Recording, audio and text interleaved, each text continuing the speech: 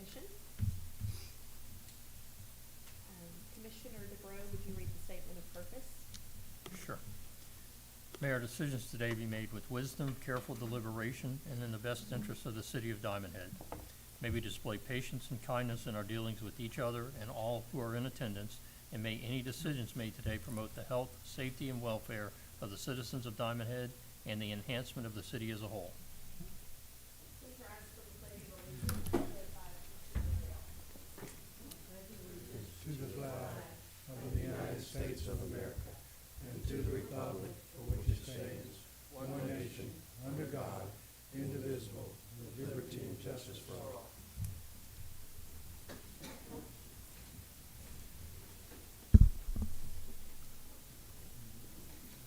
Commissioner DeBrow? Here. Commissioner Cook?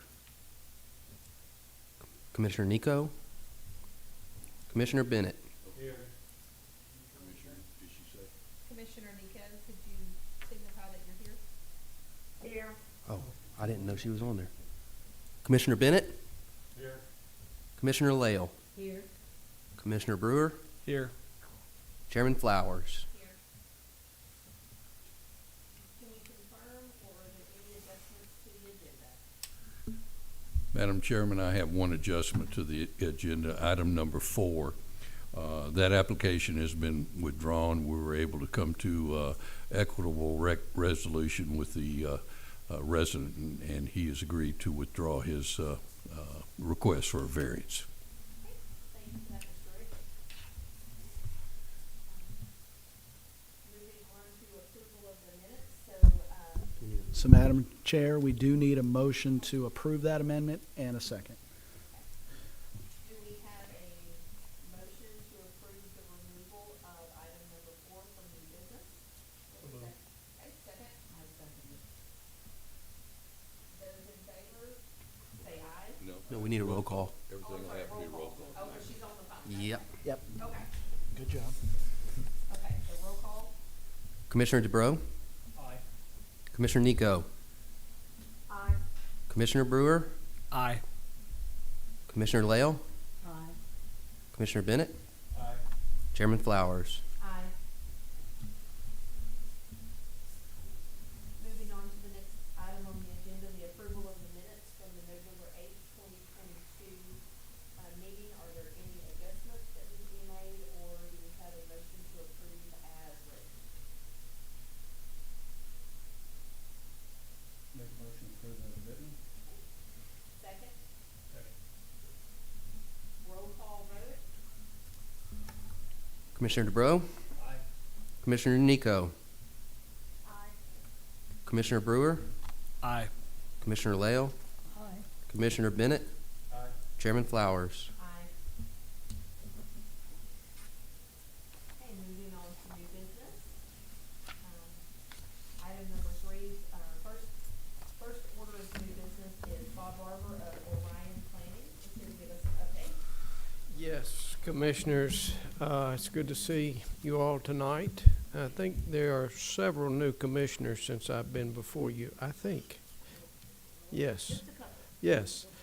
So, my name is Bob Barber. I'm with Orion Planning Design, and we were asked by the city to facilitate a planning process back in 20, and which resulted in Envision Diamond Head 2040. And some of the, Ms. Sue and Mr. DeBrow were involved in that effort, and some of you may have been as well, the new commissioners. But we produced the plan in response to the desires and wishes of the city of Diamond Head. We had lots of community engagement, and I hope you're familiar with the plan. If not, I know that it's on the city's website, and y'all have probably been furnished a copy of it. But it was really an excellent planning experience, and one of the reasons why is because the input we received from the city, from citizens, was just great quality input. And so the vision of Envision Diamond Head 2040 is of very high quality, in my opinion. Without going into the details of it, it called for preservation of the existing community of Diamond Head and how to properly treat the waterfront. And one of the more fundamental components of the plan had to do with establishing a true downtown for Diamond Head in the commercial areas here. Among many, many other things. There were multimodal provisions for bike lanes and pathways and a direction for mixed-use development, trying to get that established in the community. All of that was input provided by the community itself, and we just emphasize that point because it was a great planning experience, and it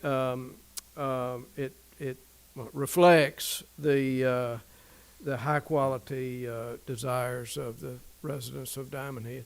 It has resulted in a number of projects. It's one of the most productive plans we have developed, and we do planning all across the country. And I say that because it's resulting in public investments. You're building streets, roads according to the plan, the complete streets components. Some of the roundabouts were already planned, but we would have included those in the provisions, and they are included in the provisions of Envision Diamond Head.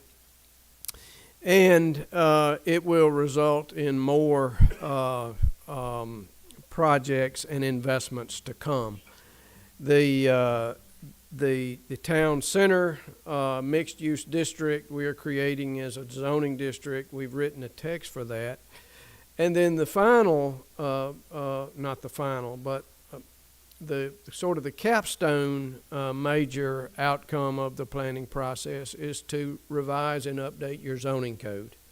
So we have been engaged to take the existing Diamond Head zoning code and align it to make it consistent with the concepts that are in Envision Diamond Head 2040. So my purpose is not to take up a lot of time. It's just to introduce myself and to state that that project is beginning. I've met with the staff today. We also have sent you a survey. You should have received a SurveyMonkey survey.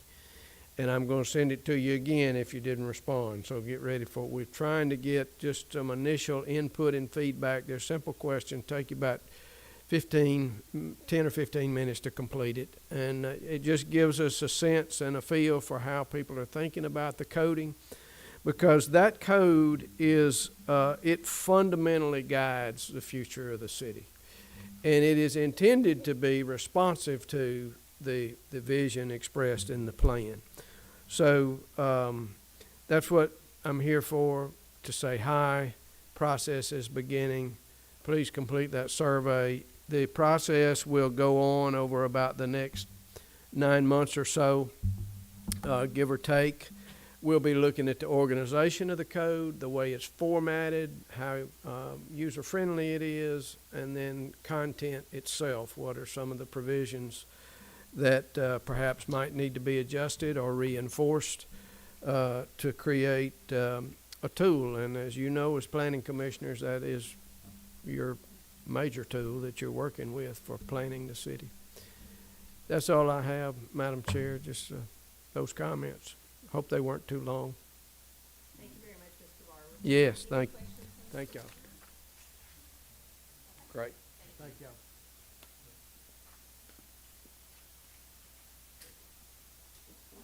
Okay, moving on to item number 5 under new business. The city of Diamond Head will hold a public hearing on a proposed text amendment to the sign ordinance. The case file number is 2022-00-581.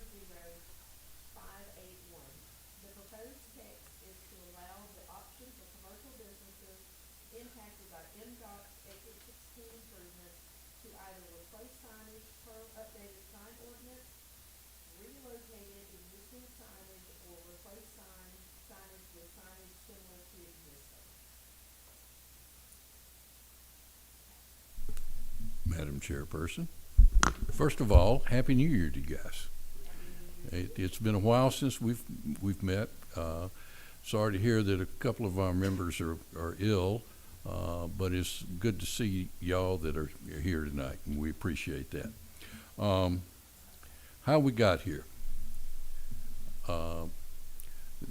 As what? Would you like to present? Yes, I will. Yes, I will. I'm setting the stage. How we got here? How we got here was is part of Diamond Head Envision Diamond Head 2040, as part of improving the traffic patterns, the four-way stop sign at West Aloha, Diamond Head Drive North, and Park 10 Lane, Park 10 Drive. Y'all drive it. Y'all know it's confusing at times, at best, and it's not a smooth flow of traffic, and there's a lot of delay there, especially during the morning times and afternoon times, because of school and people going to work, coming home from school, etc. All right, so came up with the roundabout circle to be located at that location, and now we're in the phase of trying to implement that. MDOT is running the show on that, and they have negotiated with the people that we will be on their land where we can do this roundabout. So, and in many cases, or almost all the cases, signs have to be relocated because there's additional land now that's in the right-of-way that was part of the property owner's land at that point in time. So it requires a relocation of the sign. The sign ordinance clearly states that relocating a legal non-conforming sign, which I'll just a brief moment to explain what that is. This is a sign that was in place prior to the sign ordinance going to effect, which was 2012. Okay, 2015, the sign ordinance. But it was put in place, and it allowed those signs that were in place before the ordinance was in effect to become a legal non-conforming. The sign is non-conforming, but because it was in place, it received for lack of a better term, a grandfather clause or designation. So that you could keep the sign there, the legal non-conforming sign, you could keep it there until you made a substantial change in it. If a hurricane came in and blew it down, you would lose that legal non-conforming status. If you had to move the sign for any reason, you would lose it. If you had to change substantially the content measurements of the sign, you would lose that. Okay, so that's where we stand with these signs that are located there. The city council came together, and at first they approved a motion to allow these legal non-conforming signs to be carried forward with this construction development, giving an option of that. They reconsidered the next day and gave us our charge to hold a public hearing to consider that,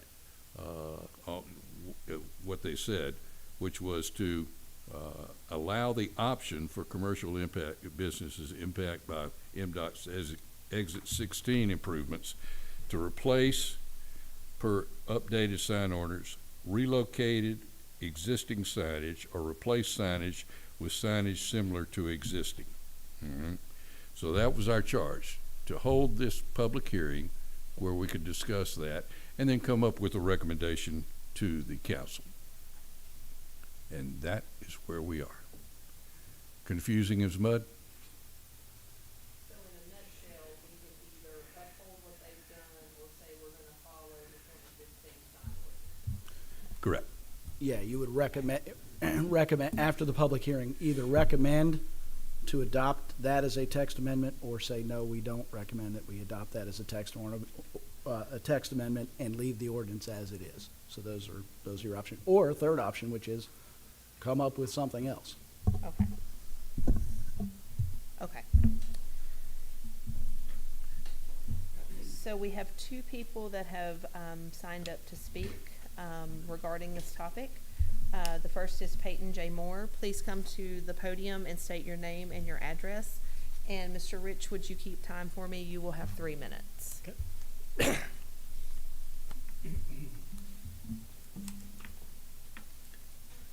Sorry, Roughly 3. roughly, yeah. Yes, okay.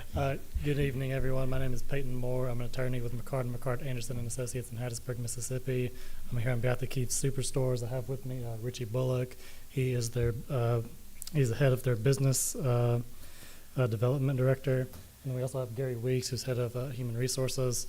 I'm just here to briefly give an objection to the proposed text amendment to the ordinance 10.10.4. Basically, what it comes down to is that it can be summed up as political spot zoning. Former Judge Gex's daughter, Rachel Farmer, she contacted Diamond Head Mayor, forgive me if I say this name wrong, Mayor DePrio, about Keith Superstore's discussions with her in the summer about the fact that Exit 16 MDOT project would destroy the convenience store business and the value of the lease that the property with Keithco had. And I have with me, I don't know if I can use exhibits, but I have emails from Rachel Farmer. Is that something I can do? Yes. Or hand it to somebody? I'm sorry.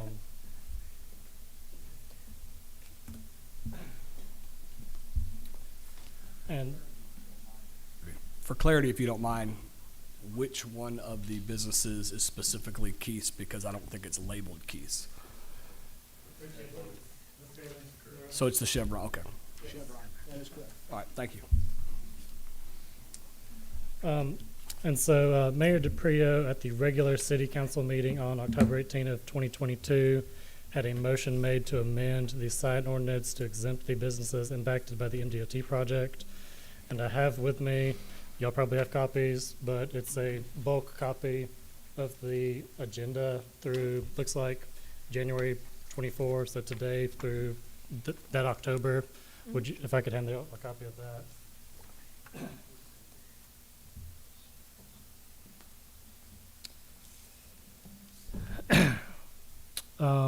And so 1 week later at a, I guess I would call it a special meeting, the city council voted to rescind the October 18 motion and referred the matter to the Planning and Zoning Commission for a public hearing and recommendation.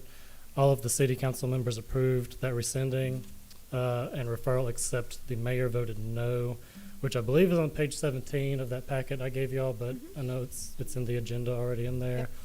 So tonight the matter is being heard by you all to consider the text amendment to the sign ordinance. I'm aware y'all know what the ordinance is, but I do have a copy of that all from y'all's website. If I could use this as exhibit 3 now.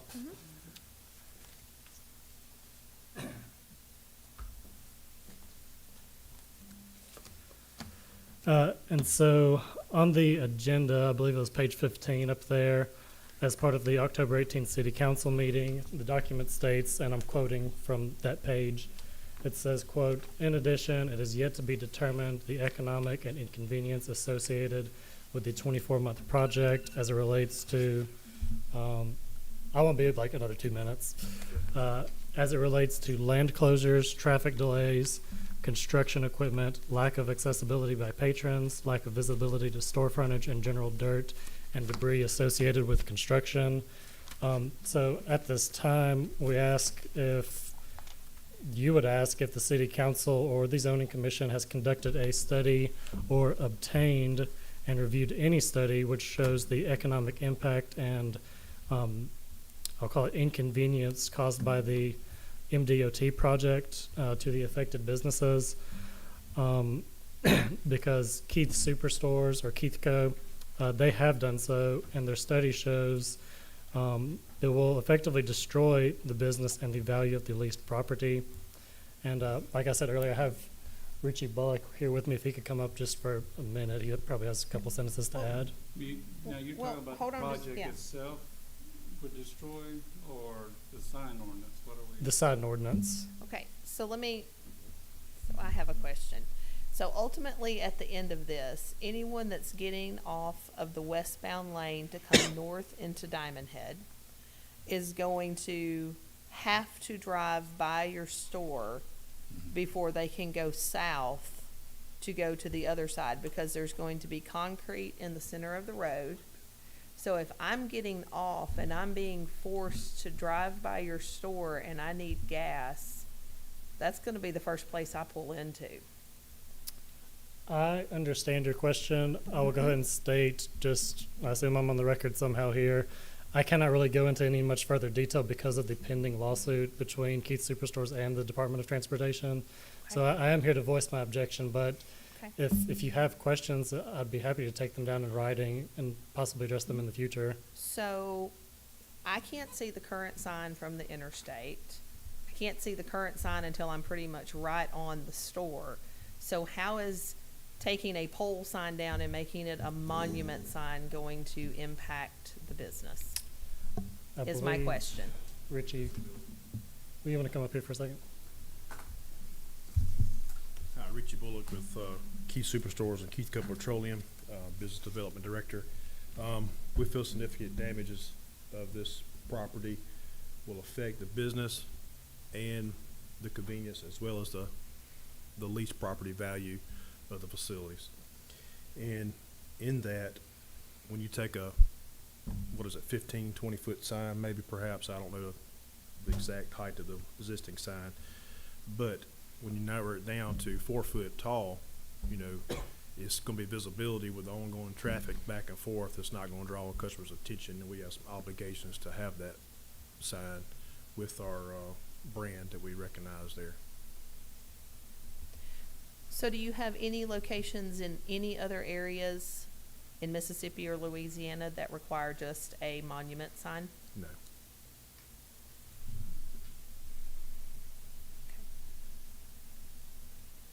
Commissioners, do y'all have any questions? Yes. So, as I understand from your presentation, the concern is between you guys and MDOT. That's the lawsuit, right? Correct. Okay. I'm trying to figure out how this wanders into that. All I'm really have been authorized to add to it is that adding this amendment will cause several parties to incur a lot of time, money, and effort in the future, because the way we view it is it's unconstitutional spot zoning, and I really don't have much else to add at the moment because of the other pending lawsuit. But if there are other issues I could possibly address in the future, I'll be glad to jot it down in a note. Commissioner Leal? Yeah, I was just wondering, has Caldwell Banker been notified about this meeting? Yes, yes. All 4 businesses have been notified. Do we know if any of the other 3 businesses have voiced any objections to having to move their signs or replace them with monument signs? Burger King has already moved their sign. Right, Caldwell Banker has removed their sign. okay. And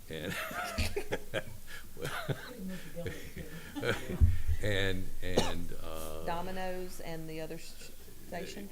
everybody else has been notified.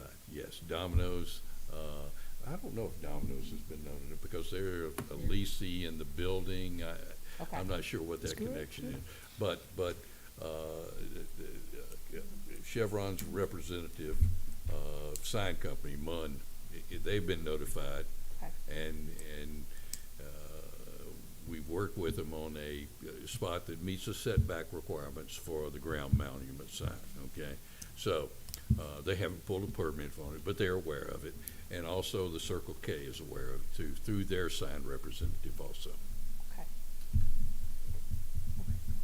And Pat, have there been any other objections outside of that? The reason I'm asking, because I know that the Circle K just updated and renovated their sign, like, within the last few months. And at that point in time, when they came to us for that, now the renovation updated, what they did, the sign coverage is the same. All they removed was shell from it.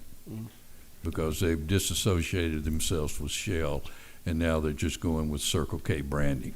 But they didn't change the size of the sign, anything like that. So, and they were told at that point in time, if they have to move the sign due to the construction of the roundabout, that they would have to conform to the sign ordinance, and that sign would no longer be allowed, and they would have to conform to a monument, ground-mounted monument sign. But they've not come to us with an application or anything at this point? Not at this time, no. How long have y'all owned, I know that station has been through some hands. How long have y'all owned this particular location? We don't particularly own the building of the property. We lease the property. Okay. And we own the building, the structure, and the tanks and stuff in the ground. Since what year? Where I was born. Okay. Okay. So I don't know how long. Okay. So like 25 years, 26 years? Well, my point was because I've lived here for almost 15 years. The name has changed periodically from time to time. And I was wondering if y'all were new to owning it to where you may not have known about this ordinance. Name changes to that facility over the past 15 years. Okay, No, Ricky Stigall used to be that one. okay, I don't know how long ago that He's was. the operator. okay, okay. Now, let me ask you this, so the sign now you have, this 20-30 foot sign, displays the prices and stuff. If you went to a monumental sign, you would still be able to display some prices, or would that take that? Could have the prices in, but it would drop to whatever the suggested requirements would be for the new ordinance. In addition, we have the Domino's leasing tenant that would be responsible for is allocating footage for that within that perimeter, which condenses it down to about very, very small inches versus what they have currently. Mr. Rich, or Yes, ma'am. what is the maximum size of a monument sign? The height is 8 feet. The coverage, 100 square feet of coverage area. Okay. Okay. How many? 100 square feet, That is right. 100 square feet, that'd be huge. or it's 8 feet, 10 by 10, right? yeah, 10 by 10. 100 square feet, yeah. Yeah. Yeah, that's right.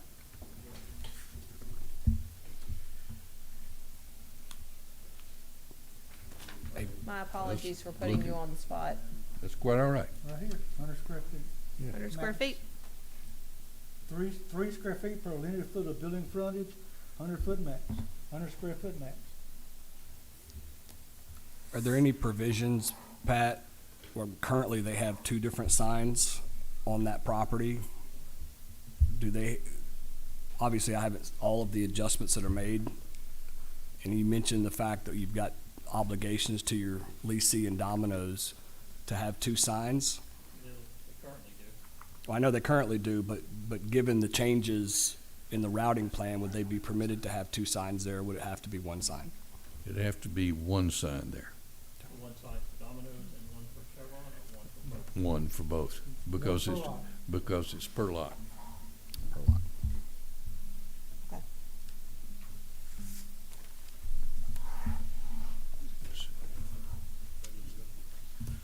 I think that's all we had. Thank you. Okay, thank you. Okay.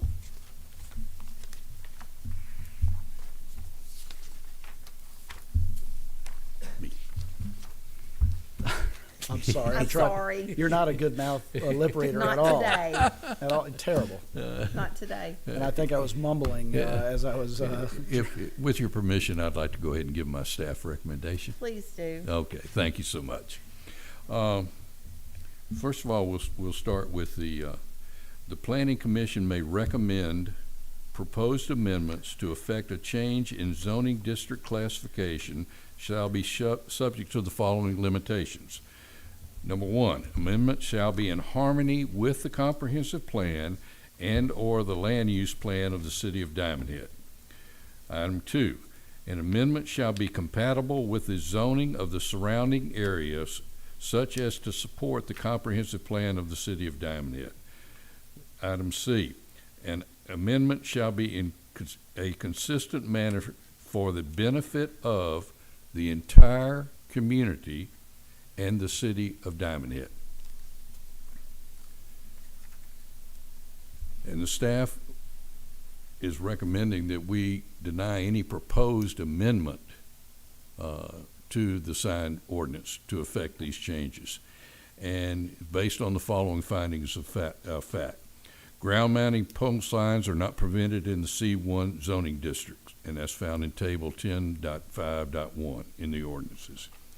Any sign located within the city limits on the date the ordinance of 2012-019 is adopted, October 15, 2012, which does not conform with the provisions of this article, but which was legally erected prior to the date of this ordinance was adopted, is eligible for a characterization as a legal non-conforming sign, which this sign is, both signs. A legal non-conforming designation is lost if the sign is relocated to a position making it less in compliance with the requirements of this article.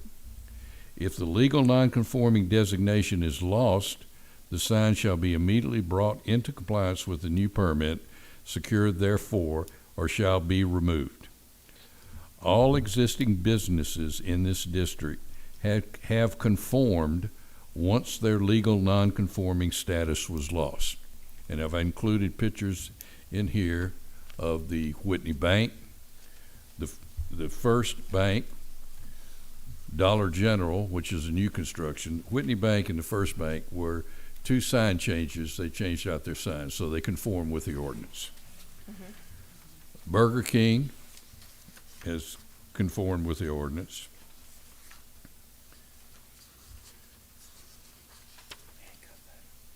Yeah. Whitney Hancock, yes. Yeah, okay. All right, so they're conforming, and Caldwell Banker, by removing their sign, will be conforming to the new ordinance. Okay. Let's see. Okay. The amendment is not compatible with the comprehensive plan nor the gateway plan. Those plans both envision that our entrance to our city will be ground-mounted monument signs, not pole-built signs. As to beautify the city, when people come in the city, we're going to a great amount of expense here to take that roundabout and also the medians in between and beautifying it so people see a warm and inviting place. Okay? And as I said before, all the businesses that will be affected due to this construction have been informed of the requirements to ground-mounted signs, and as of this date, as prior to this meeting, none have requested relief from this ruling. And in fact, we notified your sign vendor on December 5th that the pole-mounted sign would not be allowed, that ground-mounted would be, and we worked for them for a location that would meet the setback requirements. So your representative was notified of that. Yes, and we haven't received a request for a variance or a request for a permit for the ground-mounted sign yet. So I assume they were working with you to come to that. So for those reasons, have not received. I don't know what I said, but that's what I meant.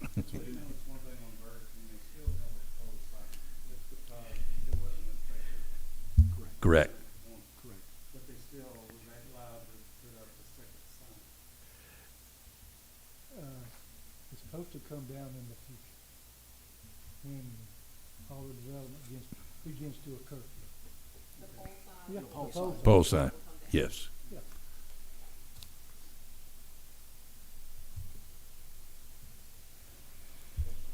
Any questions?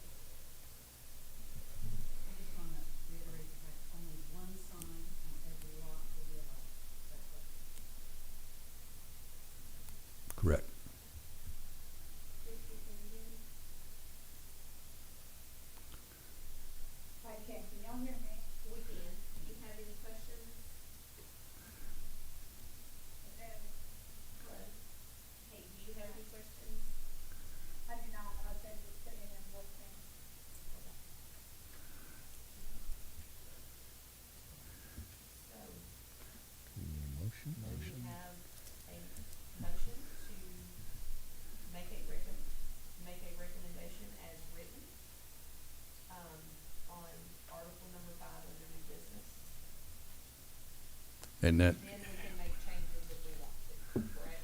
Is there any discussion? yes, Okay. yes. So you're asking for a motion that says we don't need a text amendment to affect these changes, that Either way, the motion can be made, either way it wants to be made. Whoever wants to make a motion can Right. either make a motion to make the recommendation as written, or to deny and make the findings, accept the findings of Pat. We have a motion for item number 5. I move that we accept the building department's decision to deny the motion. Do we have a second? And that is to leave the sign ordinance as is adopted in 2012. Correct. 2015. 2015. Correct. Second. Discussion?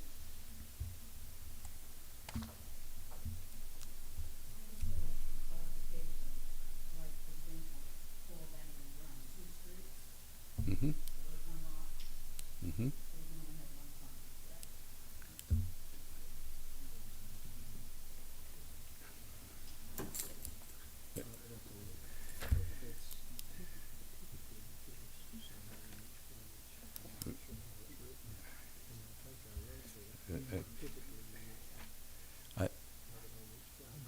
We can take a look at that, but I think it's each frontage. Yes.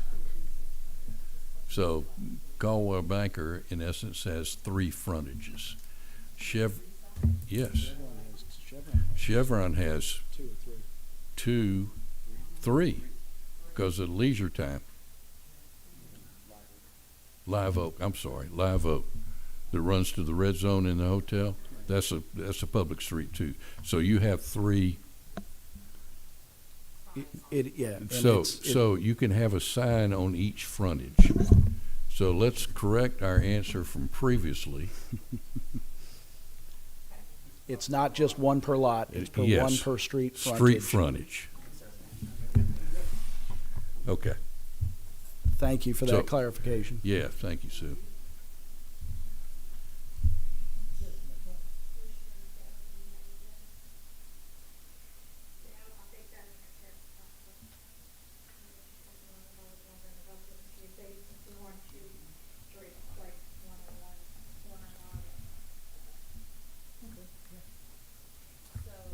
And each one of those, Pat, can be the 8 by 12 or the 100 square feet, correct?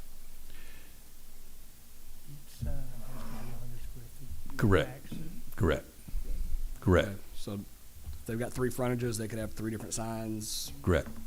Yeah, provided they meet the setbacks and all the other Setback, requirements. correct. Yeah. Okay. So roll call vote? All right, and this is voting yay.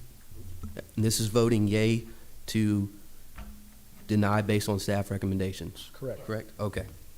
Commissioner DeBro? Aye. Commissioner Nico? But what were we voting, I couldn't hear that last part, sorry. We are voting to adopt the staff recommendation to deny the text amendment and keep the 2015 wording on the signs, for monument signs. Yeah, we're gonna keep that, yeah. Yes. Commissioner Brewer? Yes. Commissioner Lael? Yes.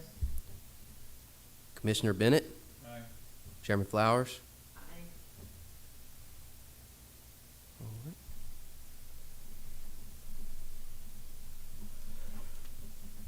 All right, so the commission will not make a recommendation to adopt this text amendment or to change the sign ordinance, and that will be transmitted to the council at their next meeting. Moving on to unfinished business, do we have any unfinished business we need to discuss?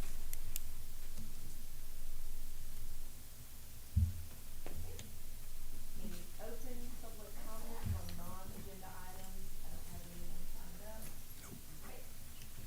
Commissioners' comments? Okay. Communications and announcements, the next city council meeting is Tuesday,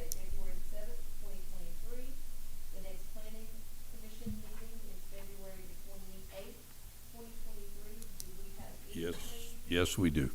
You gonna give us a hint? Coming attractions. We Coming like that. attractions. That's our favorite part. The major item is a rezoning issue. And it, yeah, So we should eat before we show up on February 28th. Derek fire dinner. hey, just pack you a snack when you come. Can Okay. we get a motion to adjourn or recess? Second? Yes. Roll call, vote. Commissioner DeBro?